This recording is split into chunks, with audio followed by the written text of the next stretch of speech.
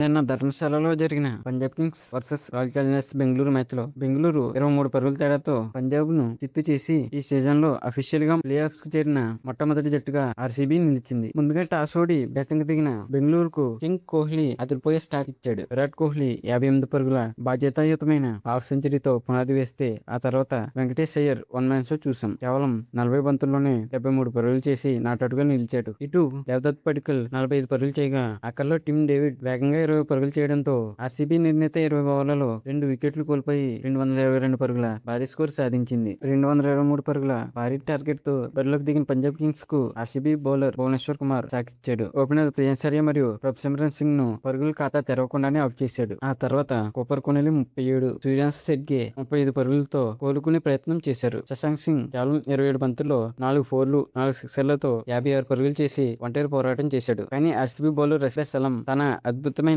Bowling తో 3 వికెట్లు పడగొట్టి పంజాబ్ ను కోలుకోనివ్వలేదు. భువీ కూడా 2 వికెట్లతో రాణించడంతో పంజాబ్ కింగ్స్ 20 ఓవర్లలో 8 వికెట్లకు 222 పరుగులు మాత్రమే చేయగలిగింది. పంజాబ్ కి ఇది వరుసగా 6వ ఓటమి. ఈ ఓటమితో పంజాబ్ ప్లే ఆఫ్స్ ఆశలను కష్టతరం చేసుకుంది. ఇక పంజాబ్ ప్లే ఆఫ్స్ కు వెళ్లాలంటే ఇతర జట్ల ఫలితాలపై ఆధారపడి ఉండాల్సిందే. ఆర్సీబీ మాత్రం ఆడిన 13 మ్యాచ్ల్లో 9 మ్యాచ్ల్లో గెలిచి పాయింట్ల పట్టికలో మొదటి స్థానాన్ని దాదాపు ఖాయం చేసుకుంది.